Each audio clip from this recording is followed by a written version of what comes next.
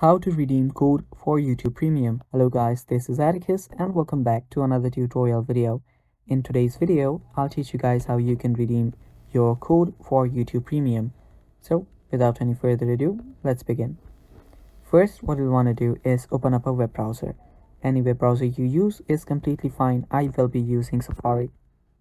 After you open your web browser, go to the search engine and search for youtube.com/redeem. After you search for it, it will take some time to load, but after it loads, you'll get redirected to this page right here.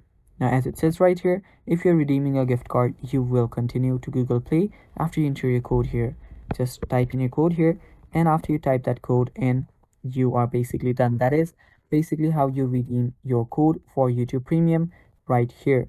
So just type the code for YouTube Premium and tap on next, and you're good to go. And that is how you redeem code for YouTube Premium.